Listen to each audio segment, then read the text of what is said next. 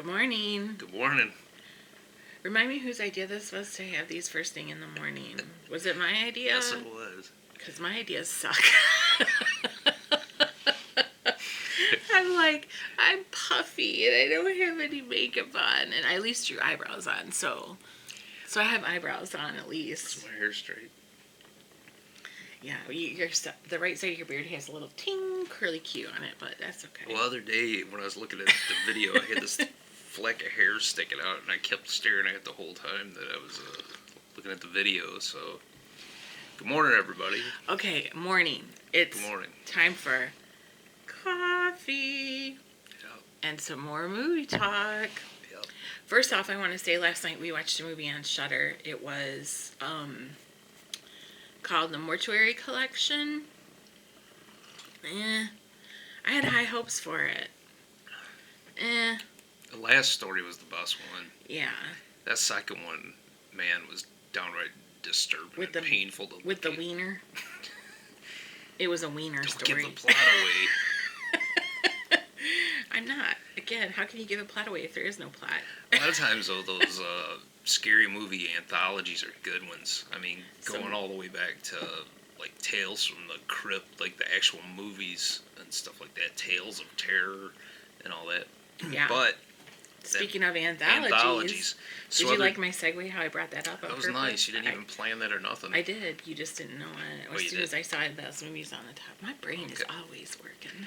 So in one of the videos the other day, we showed VHS Viral, which was the third in these VHS movies. So, but they're anthologies. They're found footage movies, but each one tells an individual story.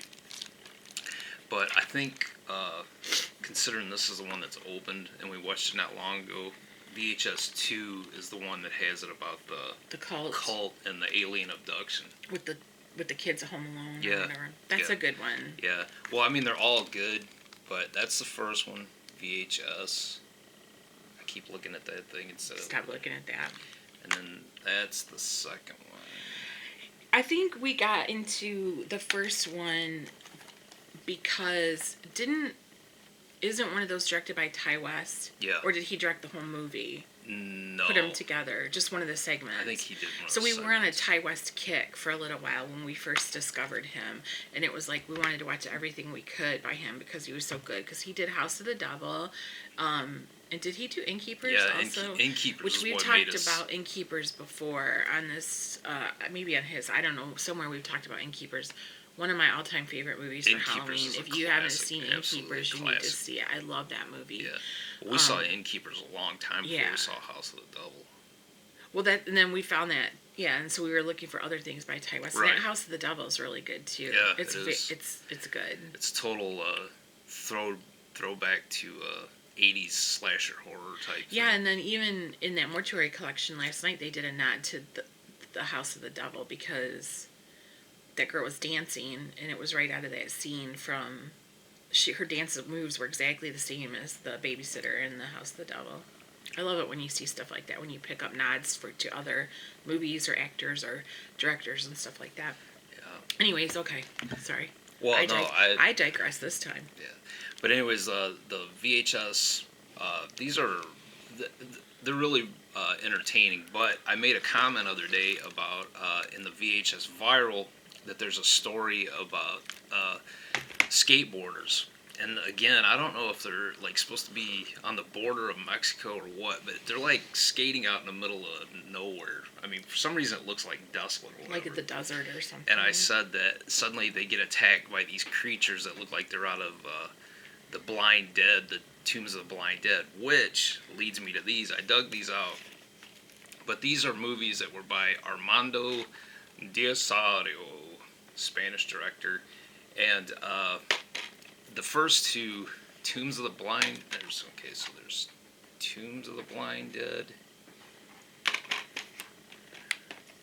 Return of the Evil Dead, I don't know if you can see those, okay, The Ghost Galleon. Did you buy those over the pandemic? Yeah. I was going to say, because well, not the first two, the last two. Oh. And then finally, Night of the Seagulls. and they kind of they sort of get worse as the series goes on. But the first two, especially, I mean, they're all entertaining for their own part, and they're all the Blind Dead are creepy. Uh, Basically, they were Knights Templar who were evil and doing sacrifice and everything when they were actually supposed to be crusaders and that. But these particular knights were evil, and so when they're caught in their deeds, they're blinded and then put to death. And of course, the whole village and surrounding countryside is cursed for it. And like every so often, I think the first one is supposed to be like after so many hundreds of years or 100 years or whatever, they come back and they're riding. Not only are they skeletal, but they're riding skeletal like horses. ghost horses. Yeah, ghost horses. And I mean, it's really, really creepy. And it's there's a whole lot of like slow motion. You see them riding through the countryside and everything is slow motion and everything. And if you can put up with that, and they move slow, but at the same time, it's kind of like Romero's zombies. You know, you kind of get that impending doom that you, even though they're super slow, you're not going to escape them. And they listen for sound. Like even though they're blind, they listen for sound to find out their victims and that. But they're actually all pretty entertaining movies. But again, the first two I think had a bigger budget, and they're really creepy. But the last two, yeah, they get a little bit weaker each time. What year were those out? In the 70s? 70s. Yeah, but they're all pretty entertaining though. But yep. So that's the Blind Dead collection: Tombs of the Blind Dead, Return of the Evil Dead, The Ghost Galleon, and Night of the Seagulls.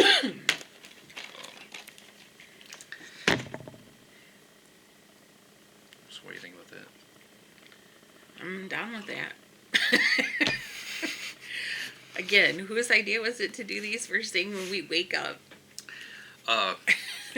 So then we were also talking about Dario Argento in the other videos, and talking about he's one of the best Italian horror directors ever. But this guy here, Mario Bava, is pretty dang good himself. And I got these collections a while back, and one of the greatest things about them, I got them off of eBay, but when they came in a box completely wrapped up in police investigation tape or crime scene tape. And I was just as happy to get that box full of crime scene tape as I was to get the movies, because I was like, man, this is You were going to put it out for Halloween. We never did. Yeah, but I mean, like, I was like, we're going to have these for Halloween parties and Halloween decorations from now on. It's going to be fantastic. It doesn't take much to please this guy. But Mario Bava, he made a lot of good movies. And he's very atmospheric. Very atmospheric. I like saying words like that because it makes me sound fancy. And just like, actually kind of on par with like the old Hammer horror movies, he would do period pieces, and I mean they're fantastic, man. Just, yeah, they looked really good. I wasn't really familiar. I'd heard the name in discussion, like when Keith and his nephew talk about horror, or like I'm in that Joe Bob Briggs group on Facebook, and speaking of, tonight is Joe Bob night on Shudder, yay! So I'd heard of him, but I wasn't familiar with anything. And when we watched the very first movie we watched on there, I was like really taken aback at how good he is with the swirling fog and the crooked tombstones and the background noises of, you know, animals and the moonlight coming down, and it very, very, very good at that. Really, really good. Yeah. So what they might lack in something else, although they're good movies anyways, very entertaining, they're really, really atmospheric. So if you're looking for something that gives like a spooky feeling, those are good. So this was like like two of his major collections, but each one of these movies you could find individually. But Black Sunday is an absolute classic, an absolute scary classic. Was that Barbara Steele? I think it is. About a witch put to death, and of course comes back to haunt because the cursed villagers. It's super scary. Black Sabbath, talking about anthologies. That one has Boris Karloff. That one was really good. I enjoyed that quite a bit. Yeah, and that deals with everything from vampires to a woman being tormented by somebody on the phone threatening to kill her. Oh, yeah. That was the one where the guy was looking for he was an actor and he was looking for a cloak to play Dracula, wasn't it? Or was that something different? No, that's not Black Sabbath. Oh, sorry, never mind. But the actor you're talking about was John Pertwee, who was one of the best Doctor Who's, as a matter of fact. Oh, there was that one with I have to look it up. I can't even remember. this guy with the cheekbones. The cheekbone guy. John Pertwee? No. The cheekbone guy. I don't know who you're talking about. This from Star Wars. Peter Cushing? Yes, he was in that. Yeah. The cheekbone guy. Yeah, I'll have to look it up. Anyways, sorry. So this collection also has some of these two of them we haven't watched yet. The Girl Who Knew Too Much and Knives of the Avenger. But this one, the title, Kill Baby Kill, makes it sound like it's one of those exploitation movies or whatever. And Like it would have Sherry Moon Zombie in it or something. It's misleading, but it's actually a really creepy story because, again, it's one of those, it's a period piece, but it's about a village that's haunted by the ghost of a little girl, and at the same time, there's also other sinister forces at work in that. So that's collection number 1, so you can see those titles on there. And then I'll list everything down in the description box. Collection number 2, which has Lisa and the Devil and House of Exorcism, which are actually the same movie but just different cuts. I don't know if it was like one was like an international cut and then one made for the U.S. or what exactly. Bay of Blood, that's on there. Barren Blood, that was a really good one. Remember that? Where they... I don't remember titles, but I remember if you tell me something in the movie. I get all the titles all run together for me. Where they're restoring... the castle. Yeah, and that... The outfits in that movie, if you're like me, when I love watching those movies in the 60s and 70s because the fashion and the hair and the makeup, the outfits are crazy. It's like total Austin Powers. That's a good one as far as that stuff goes. But Baron Blood's pretty sinister too. Oh yeah, I mean he looks he's really. A creep. It looks, the monster that he's become or whatever looks really really cool. Though. Yeah. I don't know if you can for sure get a close up of that. Right. Okay, so that's kind of what he looks like right there, the Baron Blood. I don't know if you can see that or not, but you probably can. We got HD going on. Kidnapped, that's on there, but I think Kidnapped is another recut of Bay of Blood. I mean, they kind of, it's like the same movie, but they cut it to where it was almost 2 different movies. So, Roy Colt and Winchester Jack, that's kind of like one of those spaghetti western type deals, which were awesome in their own right. $5 for an August Moon, and 4 Times That Night. So we haven't seen all of these, but again, Black Sunday, Black Sabbath, Kill Baby Kill, and Baron Blood alone are enough to get these. That and the fact that I didn't even know, but I got a box full of crime scene tape, which was excellent. So totally worth it then. Totally. Sure. So there's those. And I thought I'd show these just because they were such a great deal and they're great movies. But I came across this auction other day by total accident. I was looking for something else and just so happened to come across it. And it had 10 minutes left of it. Excuse me. It was these 5 movies. Coffee. Sleepy Hollow, which of course... Which we already have. Which we already have, but you can never have enough copies of Right, here. because you need at least 5 or 6. Because, especially this time of year, you cannot find a better Halloween movie than Sleepy Hollow. This was Tim Burton's love letter to all the old Hammer horror movies. Plus, I just got you that Sleepy Hollow T-shirt. Oh yeah, man, I should. Maybe I'll wear that in the next video. It's a fantastic shirt. But anyways, though, Sleepy Hollow, Pan's Labyrinth, which is a Guillermo del Toro movie. He does some really good ones.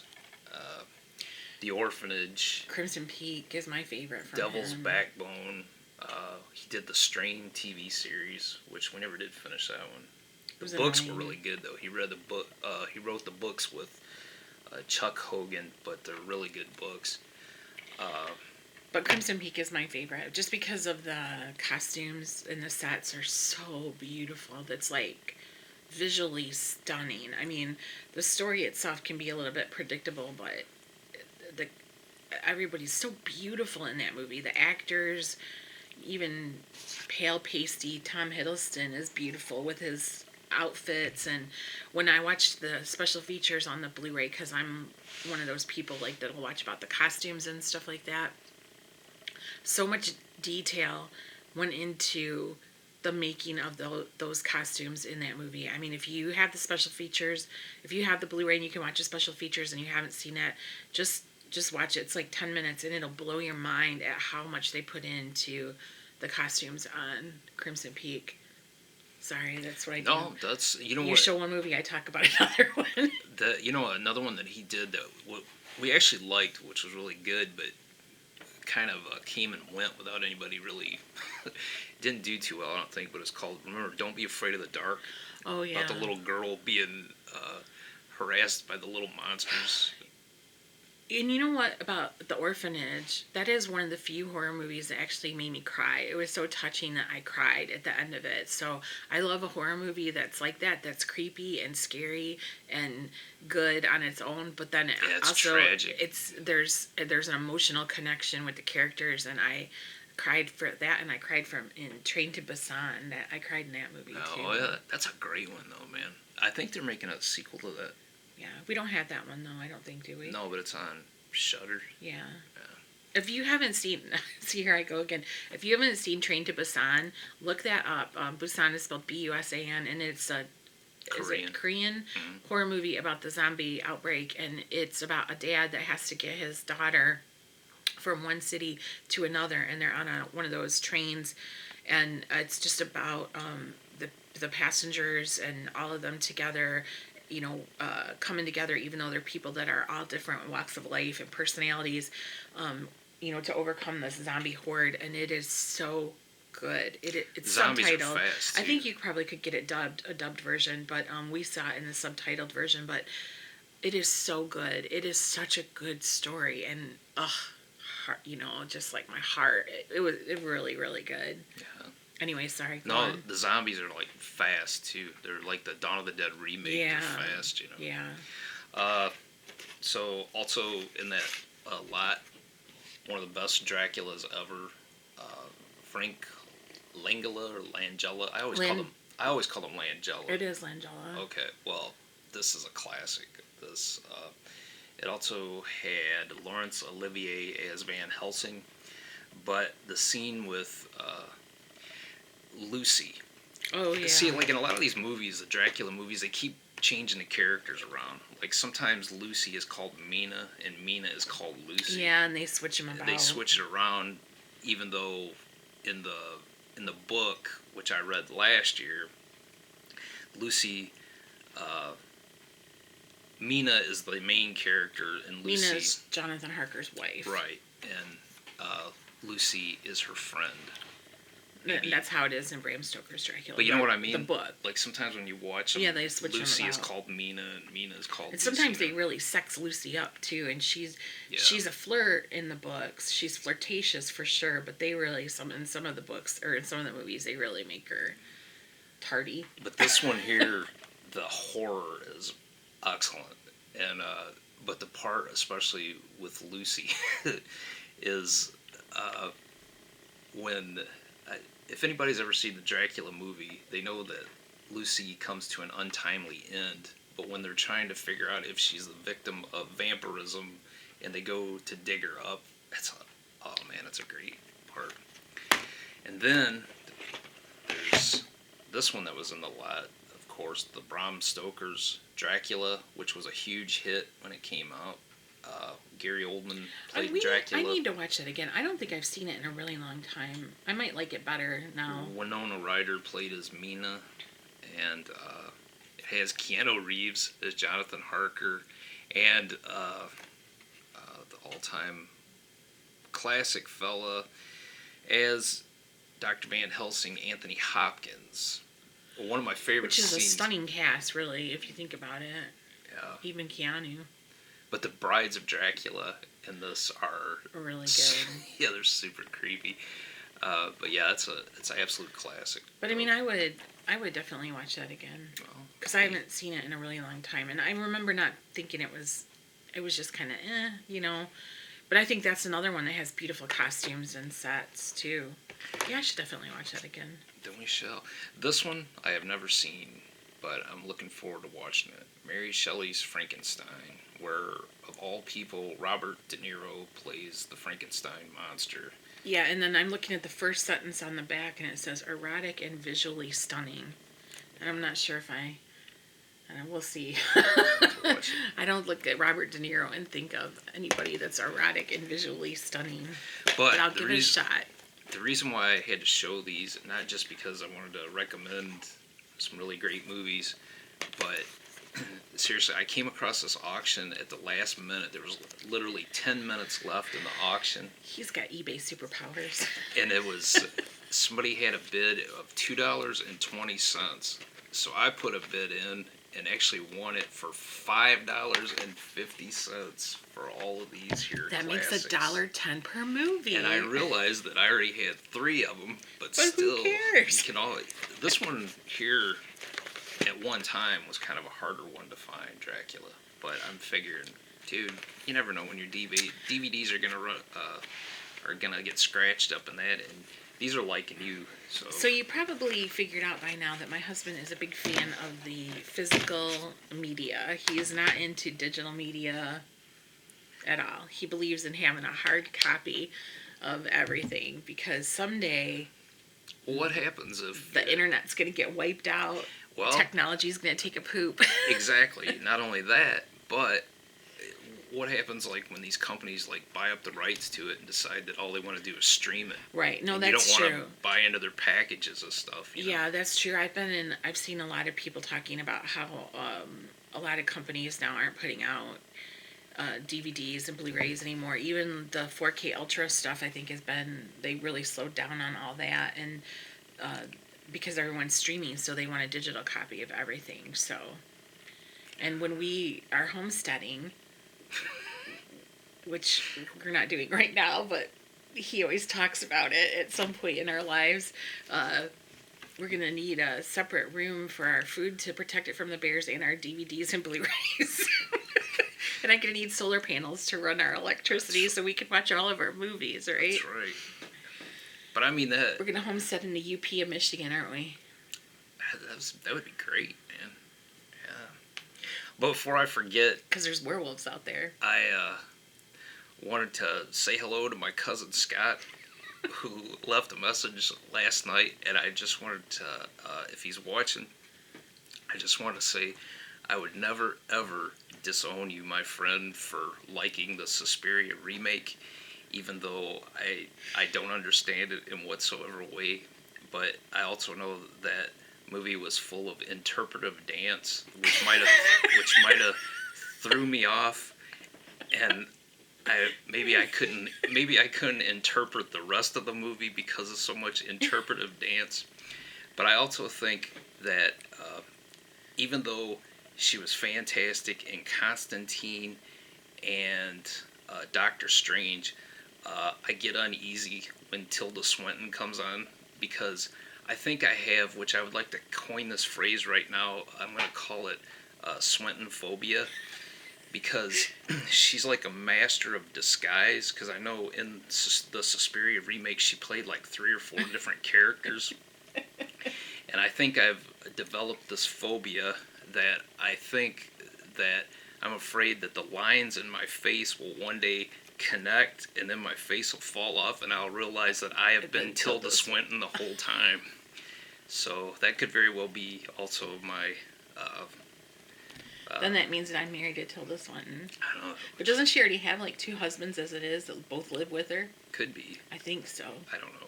But I just wanted to say, my friend Scott, my cousin Scott, I would never disown you for that, because not only do we have the blood of heroes and some villains flowing through our same veins, but even if we didn't have that, we have beards and our love of Mad Max to bind us forever, my buddy, my friend. So I just want to say that if he's watching. And fabulous wives who are very stylish. Oh yeah, and that of course as well. Yeah, so it must be an Ohio thing though, because Nicole, she liked that remake a lot too, and she's from Ohio. So maybe just like people from Ohio have a thing for bad movies. I don't know. Maybe it's a fantastic movie and I'm missing it. I don't know. But I think it was if I was to guess, I would think it would be the interpretive dance and Swintonitis. Swinton phobia. So. Alright, on that note, we're out. Coffee cup is empty. Except for I got a little bit left in the bottom. I got a little bit left in the bottom, but okay guys, we'll be seeing ya. Hope you all have a great day. In the next one. Well, do you want me to turn off or you turn off? I'll turn it off. Okay, turn it off. Bye everybody.